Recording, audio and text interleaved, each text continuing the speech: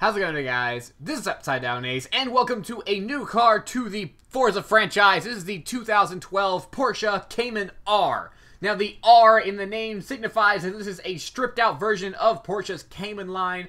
They take out all that unnecessary stuff that nobody ever uses, like the air conditioning and radios and comfy seats, and they lighten the framework up, and they've made a fixed spoiler. You don't see that too often. That's only in their stripped-out lightened versions where they make a fixed spoiler. And I guess their turbo model, sometimes they have fixed spoilers.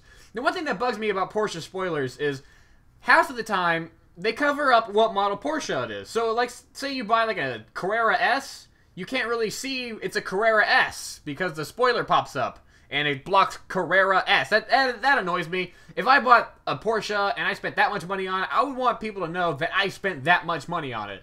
Then again, if you just bought the Carrera, then nobody would know you bought a Carrera. Whatever. So, the Cayman R nudges very closely to that 911 range. You know, it's going to cost upwards of $60,000, $70,000. And, I mean, I think it's worth it, personally. The Cayman, it's a very different Porsche. It's still got kind of that Porsche look to it, but it's a lot like the Boxster because it's got that mid-engine setup.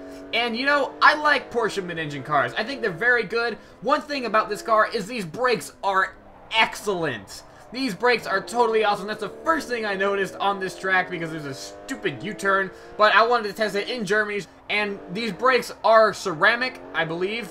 I think we have ceramic brakes in Forza, and they feel really weird. They feel like really light when you're braking. You feel like you're just stopping into air, which I don't know, it's a very odd sensation, but I love it. These brakes are totally awesome. They feel like, you know, my face would come off if I broke hard enough. So I love the brakes, and the steering is also spot on. It's a Class A Porsche. It's very controlled. It goes where I want to, and it does what I want, and that is excellent.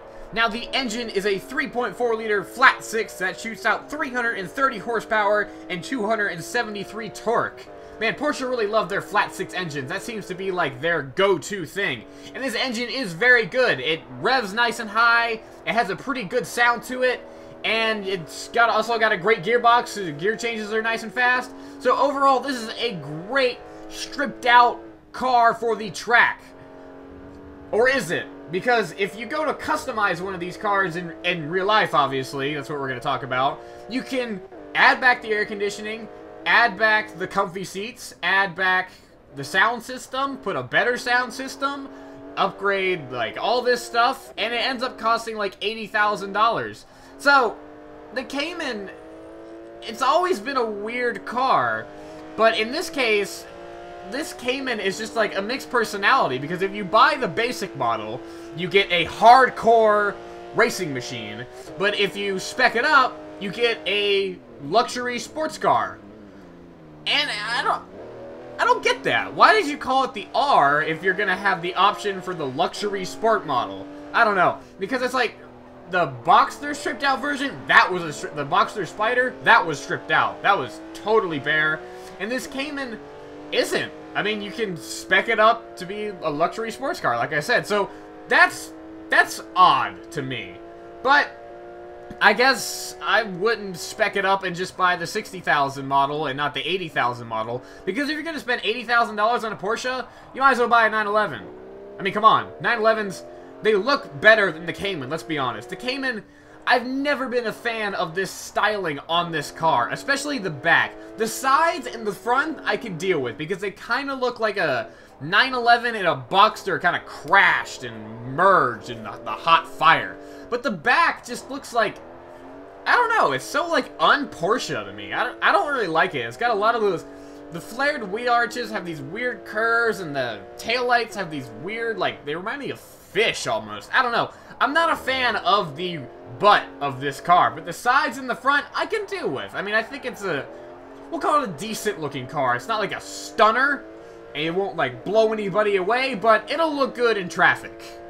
Of course, if you spec it up, you'll also be comfortable in traffic. I still don't get that. What do you guys think of that? Do you think this car is just a mixed personality with the stripped out basic model, but the spec'd up luxury sports car model? I guess I guess it's just a way for Porsche to make money, to be honest. I mean, I'm not thinking from the car company perspective. If you can sell extras to people, why not? You know, why not people add weight to your stripped out car? Seems to defeat the purpose of stripping out in the first place, but that's okay. Now, on an ending note, this is something that I noticed that kind of bugs me. I don't like the font of the Speedo. I don't like the way the numbers look. That's just me. That's kind of like a pet peeve of mine if I don't like the Speedo, because you're looking at it all the time. So guys, that is the review of the 2012 Cayman R. Comment below what you think of this car, and comment below with some other Porsches you want me to review. And as always guys, if you enjoyed the video, please like it, and don't forget to subscribe, and stay tuned for more videos.